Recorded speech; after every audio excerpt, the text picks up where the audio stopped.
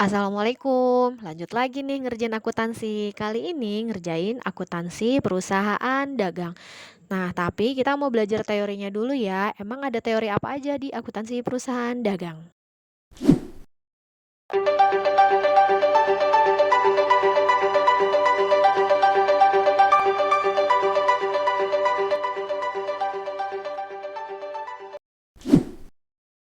Kali ini kita mau bahas akuntansi perusahaan dagang. Tapi kita harus tahu dulu ya pengertian dari perusahaan dagang. Nah, perusahaan dagang itu sendiri adalah perusahaan yang mempunyai kegiatan utama. Kegiatan utamanya apa? Kegiatan utamanya adalah membeli membeli barang dagang, tapi kategori yang berikutnya adalah untuk dijual kembali. Untuk dijual kembali, dan satu lagi yang terpenting, perusahaan dagang itu tidak mengubah bentuk. Tapi dia tidak mengubah bentuk. Kenapa? Kalau bentuknya berubah, itu udah bukan perusahaan dagang, tapi nanti perusahaan industri atau manufaktur gitu ya. Mengolah barang mentah menjadi barang jadi dan menjadi setengah jadi itu bukan perusahaan dagang.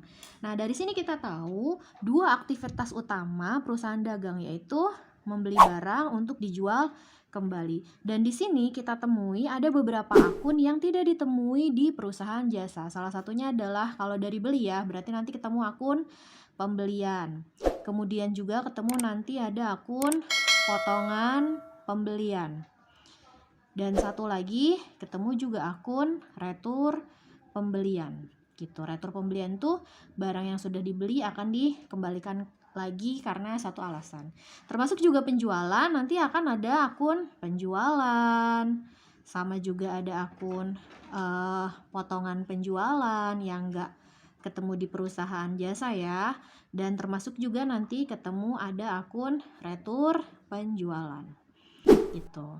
Nah, ini akun-akun baru yang yang kita tidak temui di perusahaan jasa. Pembelian posisinya karena menambah barang dagang debit. Retur pembelian itu berarti barang yang kita beli kita balikin lagi, posisinya kredit. Penjualan itu posisinya kredit. Retur penjualan itu posisinya juga di debit ya, karena barang yang udah kita jual kita balikin lagi. Nah, kalau potongan pembelian nanti dia posisinya sebelah kredit. Ingatnya dia sama dengan retur pembelian aja ya. Potongan penjualan juga nanti posisinya adalah di sebelah debit. Nah, di perusahaan dagang juga yang nggak ada di perusahaan jasa, yaitu adalah ada yang namanya syarat penyerahan barang. Gitu. Kan kalau di jasa mah nggak ada ya. Syarat penyerahan barang. Syarat penyerahan yang pertama ada yang namanya franko gudang penjual. Franko gudang penjual ini apa sih sebenarnya? Pokoknya kalau udah keluar dari gudang penjual itu bukan tanggung jawab penjual. Dan biasanya kalau di soal ditanyainnya ongkos kirim ya. Pokoknya cara ingetnya adalah segala resiko atau segala ongkir aja ya, yang gampang tuh ya, atau ongkir atau bahasanya adalah biaya angkut, itu nanti akan ditanggung oleh pembeli. Itu franko gudang penjual. Nah, berarti kebalikannya ada yang namanya franko gudang pembeli. Nah, kalau franko gudang pembeli sebelum masuk ke gudang pembeli itu bukan tanggung jawab pembeli, berarti jadi tanggung jawab penjual gitu ya. Jadi nanti tanggung jawab atau segala ongkir tadi bahasa kita yang sepakat adalah biaya angkut ya. Biaya angkut, karena nanti paling di soal tuh tanya di biaya angkut sih, itu menjadi tanggung jawab atau dibayar oleh penjual. Itu namanya franko gudang. Nah, untuk nomor 3, jika si barangnya itu melewati pakai pelabuhan, itu ada yang namanya FOB ya. FOB itu singkatannya adalah free on board gitu. Nah, FOB ini jika barangnya tadi menggunakan kapal ya. Jika barangnya itu menggunakan kapal, melewati pelabuhan gitu ya. Nah, FOB nanti ada dua. FOB yang pertama kita bahasannya adalah FOB shipping point. Shipping point. Cara ingatnya gimana? Cuma ada dua doang sih. FOB shipping point itu sama kayak franko gudang penjual. Berarti nanti ini cara ingatnya pokoknya yang bayar ongkir, itu aja lah ya biar gampang ya, yang bayar ongkir adalah pembeli gitu. Itu kalau FOB shipping point. Berarti yang nomor 4 ada yang namanya FOB destination point. Kebalikannya tuh ya. Kalau FOB destination point berarti yang bayar ongkir adalah penjual. Kebalik. Kalau tadi kan pembeli, berarti ini penjual. Nomor 5, ada yang namanya CIF. CIF itu singkatannya adalah Cost, Insurance, and Freight. Nah, dia kan kalau secara diartiin satu-satu nih kan ini biaya ya.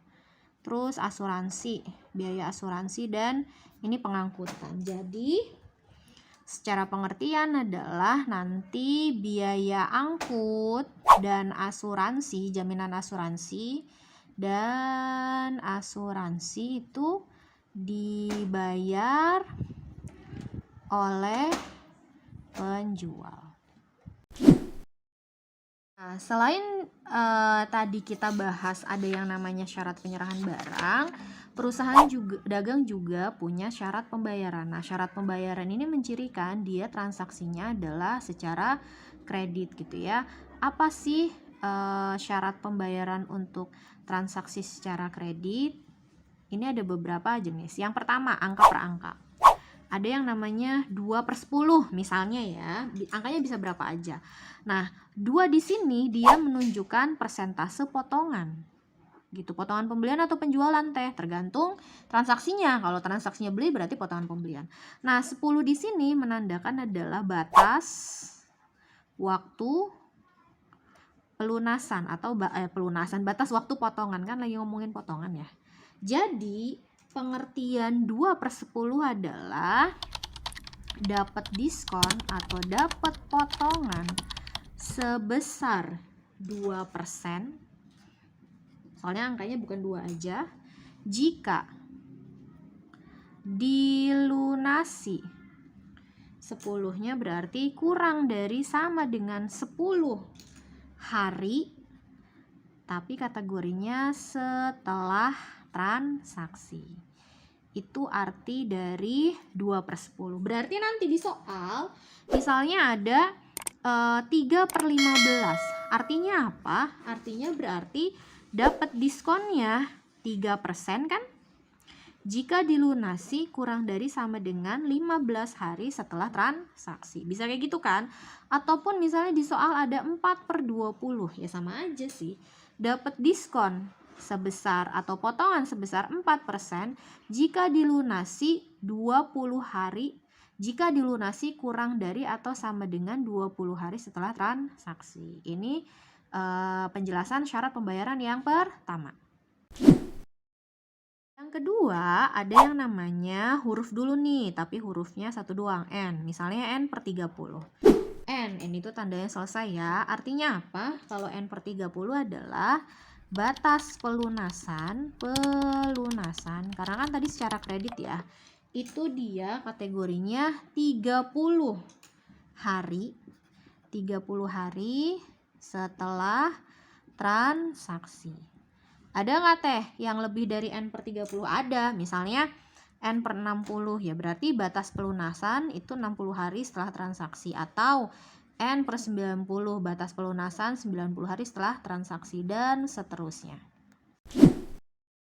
Berikutnya nomor 3 ada yang namanya EOM. EOM itu singkatannya adalah N of month. End of month itu kan berarti artinya berakhirnya bulan. Nah, secara pengertian dia adalah batas pelunasan. Ini masih ngomongin batas pelunasan ya. Batas pelunasan itu di akhir bulan. Itu kalau EOM. Nah, nomor 4 misalnya ada contohnya misalnya N/10 EOM. Ini di mix and match gitu ya. Jadi ini artinya apa? N/10-nya tadi ya pelunasan gitu ya. Pelunasan paling lambat atau tadi bahasnya adalah batas pelunasan itu 10 hari setelah akhir bulan gitu. Jadi ya udah batas pelunasannya 10 hari tapi setelah akhir bulan. Dan inilah ada syarat pembayaran yang kategorinya ada 4 sih. Tapi yang sering dipakai ini 2/10 dan dicampur dengan batas pelunasan N/30. Makanya wajar ya. Nanti ada soal misalnya dibeli barang dagang 2 juta 2/10 N/30. Berarti itu transaksinya secara kredit menggunakan syarat pembayaran tertentu. Terima kasih sudah menyaksikan video ini. Berikutnya kita bahas Jurnal Umum Perusahaan Dagang. Sampai berjumpa. Wassalamualaikum warahmatullahi wabarakatuh.